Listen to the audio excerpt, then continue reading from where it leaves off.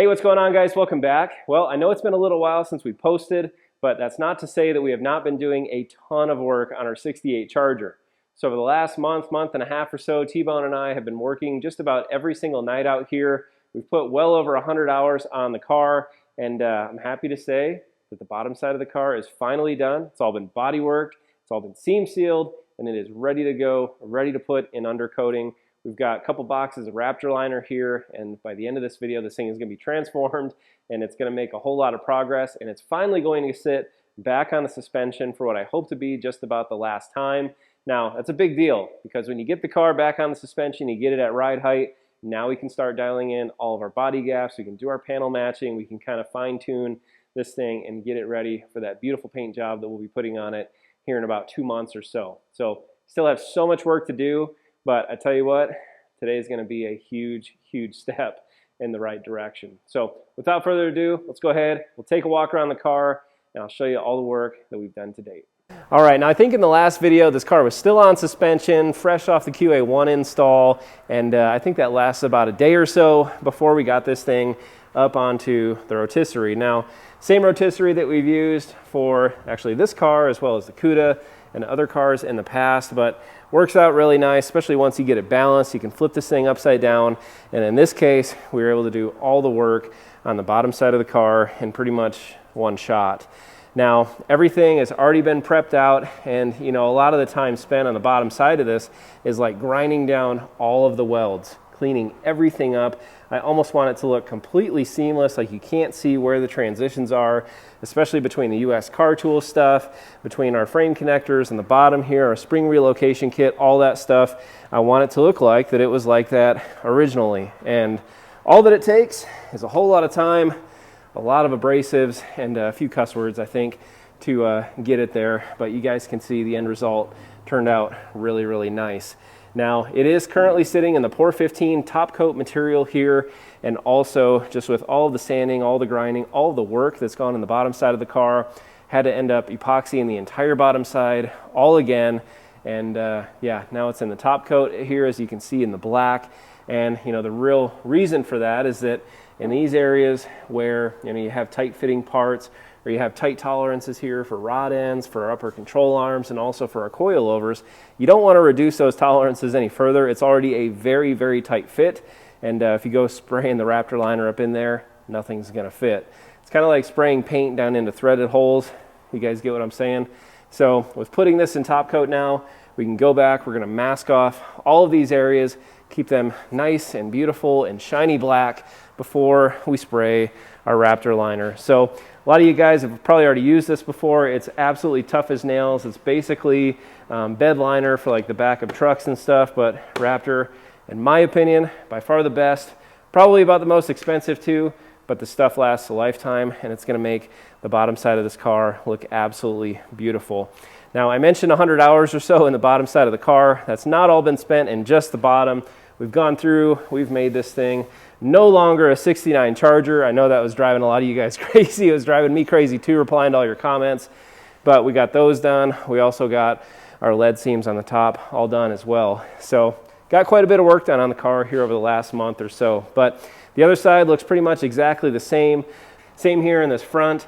In our apron area, we're not going to spray anything inside of here, but instead we'll mask around this thing and spray basically everything else. But the outside of the inner fenders, firewall on this side, we're going to also mask down here.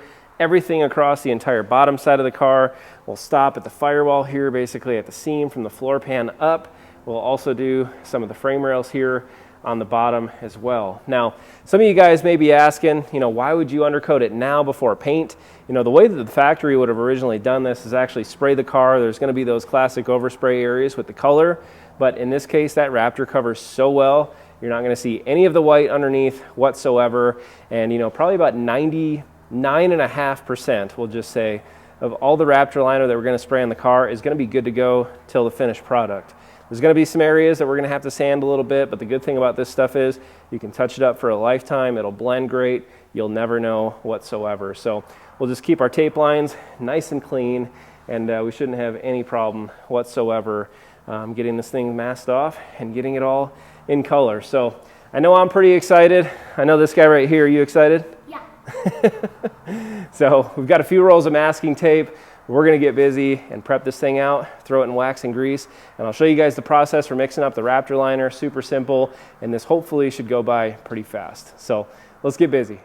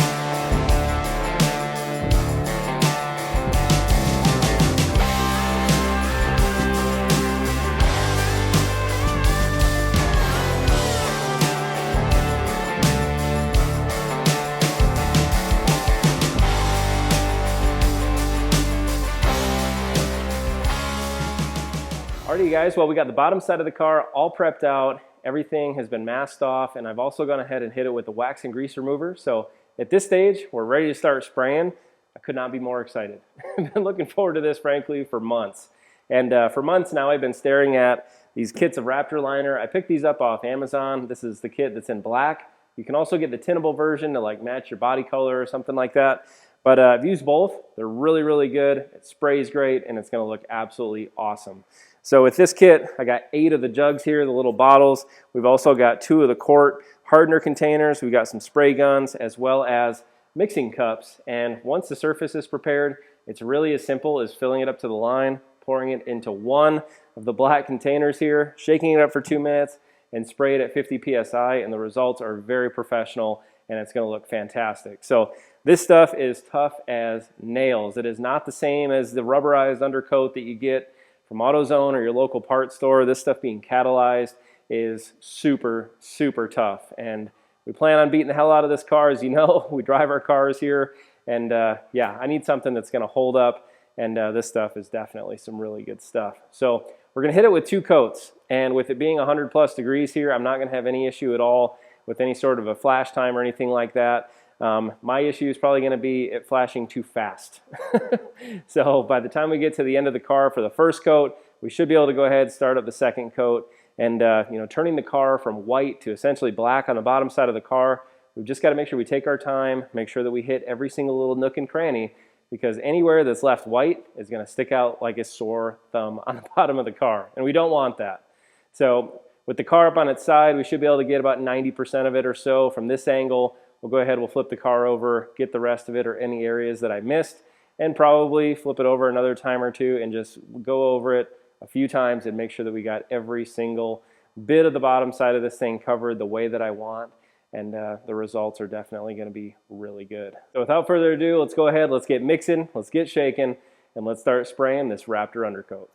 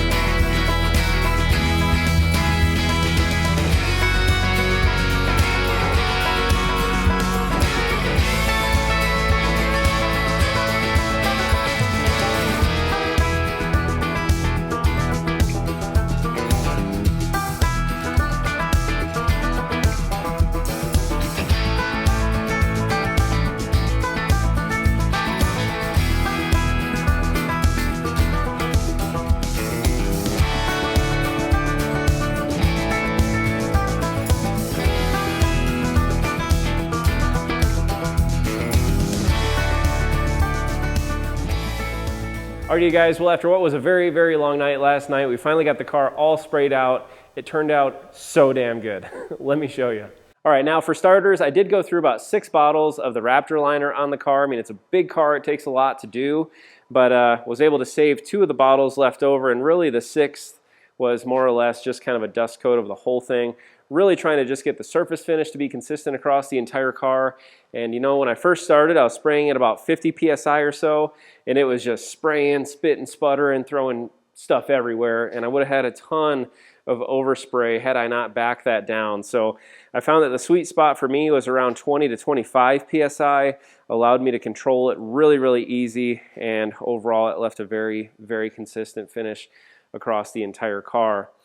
Now, in certain areas where I masked off, you guys can see here, you know, we've got that Pour 15 top coat color here underneath the black. And I tell you what, if there's areas that come in a little light, or if you have certain areas where you just can't get into it with the spray gun, which there's definitely areas, especially up inside of here in the trunk drop area, this top coat is like the exact color that you need to make it match, and you can't tell whatsoever. So maybe if down the road you scratch something real bad, you don't want to mix together and shake up a whole container of the Raptor liner, because this stuff's expensive, you can just grab that top coat, spray it, good to go, can't tell whatsoever. Now, the only other thing here, you guys saw me mask off all of the body plug holes. I have seen people do the installs where they'll actually put the plugs in. Not a bad idea at all. We may have to do a little bit of trimming on the plugs to get them to fit, because of course, you know, it's going to decrease the clearances on basically everything on the bottom side that you didn't mask off. So probably a good idea to do that. I did not. So I guess we'll have to see if we have any issues with that down the road. Looking towards the front here, you guys can see how I did the frame rails. Just went across the bottom side here, the areas, you know, closest to the road where they could maybe someday encounter some salt or some moisture.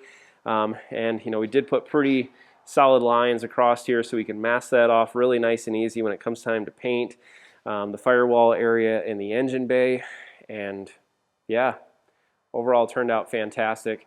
I'm also glad that I masked this area off, and again, that surface finish from the transitions here from the Raptor liner to that top coat, it's absolutely seamless and it looks really, really good. Now, in terms of next steps here, we got to let the car cure for a few days, and that's just fine with me. It's hotter than hell here. We've got car shows over the next few days here. Huge show down in Evanston, Wyoming. If you guys remember last year, we took the 71 CUDA down there, did awesome with it, a lot of great people.